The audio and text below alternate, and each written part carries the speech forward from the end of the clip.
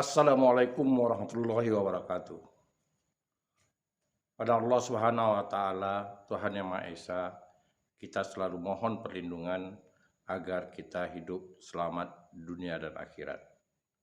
Salawat dan salam kita aturkan kepada Nabi besar Muhammad Sallallahu Alaihi Wasallam. Allahumma sholli ala Muhammad wa ala ali Muhammad. Assalamualaikum ya Rasulullah. Para pecinta karya sastra, baik itu siswa, guru-guru maupun para mahasiswa yang lagi mempelajari apresiasi puisi. Pada kesempatan ini saya ingin mengajak kita semua untuk mencermati karya puisi yang digolongkan sebagai karya sufi. Sebelum kita masuk ke pembicaraan karya sufi, apa itu karya puisi-puisi sufi, oleh karena itu baiklah kita bicara dulu tentang pengertian sufi. Saudara-saudara sekalian, manusia dianjurkan berkomunikasi pada dua arah, yaitu komunikasi secara horizontal dan komunikasi secara vertikal. Dan dalam Islam dikatakan hablum minallah dan hablum minannas. Hubungan kita pada Allah, pada Yang Maha Kuasa, pada Maha Pencipta yang kita sembah, dan hubungan kita dengan manusia. Keserasian kedua hubungan ini itu sangat dianjurkan. Bahkan Allah mengatakan hubungan dengan manusia itu harus kita sempurnakan, dan baru kita hubungan dengan Allah.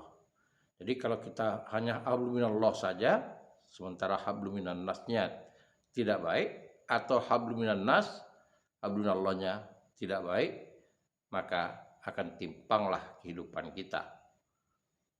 Saudara-saudara sekalian, berbicara tentang karya sastra, kita mengetahui bahwa para cendekia, para sastrawan dulunya tidak hanya ahli dalam bidang tulis-menulis atau dalam bidang susastra, tetapi mereka juga mendalami ilmu agama. Nah, kita bisa mengenal misalnya Khalil Gibran, Jalaluddin Rumi, dan banyak lagi dari ulama-ulama besar yang dulunya dia juga seorang penyair. Nah, karya-karyanya ini mencerminkan bagaimana kekagumannya, bagaimana komunikasinya, bagaimana kedekatannya kepada Yang Maha Kuasa Tuhan. Nah, karya-karya mereka ini juga lah yang dikategorikan oleh para kritikus sebagai karya sufi. Sufi dalam kajian tasawuf yaitu orang yang mendekatkan diri pada hal yang khalik, pada zat yang khalik. Bahkan dalam ilmu tasawuf, kata sufi itu ada yang mengatakan berdasarkan kata saw, yaitu pakaian dari bulu domba. Nah, pakaian ini yang selalu dipakai oleh para pemuka atau pendalami agama pada masa lalu.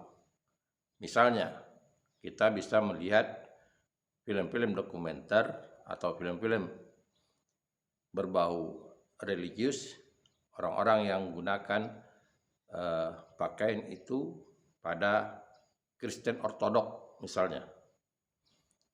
Meskipun pakaian-pakaian itu jarang sekali kita jumpai sekarang di daerah-daerah tropis seperti di Indonesia ini. Dan itu memang kesederhanaan teknologi pada masa itu, pakaian dirancang dari bulu domba. Nah, jadi artinya begini, kata sufi itu sebetulnya bukan hanya identik dengan agama Islam. Orang-orang yang merasa dekat dengan yang Khalik, yang dia anggapnya sebagai Tuhan, dekat dalam artinya kata mengabdi kepada Yang Maha Kuasa dan selalu berkomunikasi dengan caranya sendiri, itu dapat kita katakan orang-orang yang sufi. Namun demikian, kenapa identik dengan Islam? Karena tokoh-tokoh sastrawan atau cendekiawan yang menulis karya sastra itu pada umumnya adalah para ulama Islam. Karena itu terjadi kesalahan persepsi seolah-olah karya sufi itu identik dengan karya orang Islam. Jadi perlu saya garis bawahi bahwa karya sufi itu tidak hanya identik dengan Islam. Bisa saja, dan kita perlu telusuri lagi, karya-karya dari para pemuka atau para tokoh di Kristiani dan di Buddha atau di Hindu. Nah, kita tidak tahu bahwa apakah karya-karyanya itu ada. Nah, kalau memang itu memang ada, kita bisa mengatakan itu juga karya-karya sufi.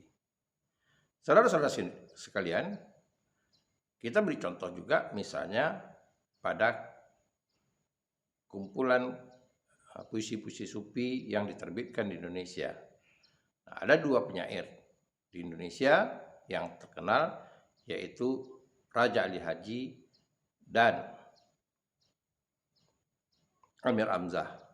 Dua penyair ini dikategorikan karya-karyanya itu karya-karya sufi. Raja Ali Haji kita kenal dengan nama Gurindam 12, sementara Amir Hamzah kita kenal dengan Raja Penyair Pujangga Baru. Kenapa dikategori dengan hal sufi? Ya, dia mencerminkan tentang tatanan kehidupan manusia, hubungannya dengan Yang Khalik, Yang Maha Kuasa. Saudara-saudara yang saya hormati, perlu ditekankan di sini bahwa karya-karya sufi itu termasuk karya-karya religius, tapi tidak semua karya-karya religius itu kategorinya karya-karya sufi. Kenapa dikatakan demikian? Nah, orang perlu tahu juga tentang siapa penulisnya. Karena masalah sufi ini juga berkaitan dengan kehidupan sastrawan. Jadi, dia dapat dibenarkan sebagai karya sufi kalau memang keseharian sastrawan itu mencerminkan ibadahnya, kedekatannya kepada Yang Maha Kuasa. Disinilah kita bisa membedakan karya religius dengan karya sufi. Artinya, dalam menentukan karya sufi itu, kita terpaksa menggunakan teori struktural genetik. Hubungan karya sastra dengan pengarangnya. Jadi, sekali lagi, bahwa karya sastrawan bisa jadi mencerminkan suasana yang religius, tetapi belum tentu dikategorikan sebagai karya sufi. Misalnya, karya-karya Khairil Anwar itu ada yang mencerminkan rasa ketuhanan yang tinggi. Misalnya sajaknya doa. Kemudian Sutarji Kalsumbahri, puisinya yang berjudul Walau, itu begitu dekatnya ia mencerminkan kepada Tuhan. Pada sajak doa, Khairil mengatakan, Tuhan kita begitu dekat, seperti api dengan panas, aku panas dalam apimu. Arah komunikasinya mencerminkan kepada Yang Maha Esa. Namun, orang mengetahui riwayat hidupnya Khairil Anwar itu bukanlah orang yang sufistik. Jadi karena itu karyanya doa itu tidak dikategorikan oleh para penyair sebagai karya sufi. karena tidak sesuai antara pernyataan dengan kehidupannya sehari-hari. Begitu juga sajaknya Sutarji, sajaknya walau punya air besar tak akan sampai ke batas Allah. Dulu pernah ku minta Tuhan, sekarang tak. Ini pernyataan-pernyataan yang sangat sofistik. Kalau salah ditafsirkan, maka kita akan mengatakan bahwa Sutarji tidak perlu Tuhan. Padahal yang dimaksudkannya itu dulu dia hanya mencari keberadaan Tuhan atau jauh dari Tuhan. Sekarang kalau sudah dekat dengan Tuhan, dia tidak perlu lagi meminta Tuhan. Begitu sofistiknya. Seperti hal yang terjadi pada penyair Mesir, Al-Hafiz namanya, yang menyatakan anak al-haq, penyair sufi. Nah, orang mengapresiasi karena ini bernuansa politis, dikatakan bahwa dia itu menyekutukan Tuhan. Karena secara makna denotatif, ia mengatakan bahwa dia itu Tuhan. Padahal yang dimaksudkannya adalah begitu dekatnya dengan Yang Maha Kuasa, seolah-olah nggak bisa dipisahkan antara dia dengan Tuhan. Karena itu ia mengatakan ana al-haq. Nah, oleh karena itu saudara-saudara sekalian, perlu dipahami kedalaman diksi, kedalaman metafor yang digunakan dalam puisi-puisi sofistik itu. Nah, dari sinilah kita bisa mempelajari betapa dalamnya kedekatan para sastrawan yang kita kategorikan sastrawan yang sufi dengan karya-karyanya itu untuk menggambarkan begitu dekatnya ia dengan yang ilahi. Jadi karya-karya ini suatu refleksi kenyataannya bagaimana ia merindukan Yang Maha Kuasa, dan bahkan lebih dari itu ia merasa dekat pada Yang Maha Kuasa. Oleh karena itulah sekali lagi saya katakan kepada Anda bahwa sastra-sastra sufi itu identik dengan sastra para ulama, sastra para pendalam agama. Begitu dalamnya kajiannya, begitu pahamnya dengan kajiannya tentang agamanya, maka dan ia mengamalkan dengan baik, maka tercerminlah dari lirik-lirik puisinya. Dan di sini perlu kita garis bawahi, karya-karya sufi itu banyak yang berbentuk puisi. Karena hal ini mencerminkan bentuk ekspresi dari pengarangnya, dari para ulama terhadap kedekatannya kepada yang ilahi. Jadi sekali lagi, untuk memahami kedalaman itu, kita perlu mengapresiasi karya-karya sufi ini. Semoga Anda dapat lebih paham lagi dengan memahami karya-karya sufi. Tentu yang kita pahami itu adalah pernyataan pada liriknya, yaitu berkaitan dengan majas dan berkaitan dengan diksi. Karena melalui majas dan diksi itulah ia mengekspresikan rasa kedekatannya, rasa kecintanya kepada Yang Maha Kuasa. Sekali lagi, saya tegaskan kepada Anda bahwa banyak karya-karya yang religius, tapi sedikit karya-karya yang dikategorikan sebagai karya sufi. Kenapa? Karena kaitannya dengan kehidupan para pengarangnya, yaitu kehidupan ketaatannya kepada Yang Maha Kuasa. Dan bukan hanya dekat dengan Tuhan saja, tetapi kita bisa mengatakan ia juga membangun komunikasi dengan manusia. Jadi hablum minallah dan hablum minan nas. Nah, saudara-saudara sekalian, dalam kehidupan bermasyarakat kita tahu bahwa kegiatan-kegiatan sufi itu selalu ada. Kita beri contoh bahwa dalam kehidupan masyarakat kita ada ibadah yang namanya suluh. Suluh itu adalah bentuk ibadah yang amalan yang dikatakan eh, bentuk tarikat, yaitu cerminan orang-orang yang sufi. Karena biasanya kegiatan suluk itu berlangsung beberapa hari dan itu hanya eh, komunikasinya atau ibadahnya kepada Yang Maha Kuasa. Ini bentuk-bentuk karya sufi itu.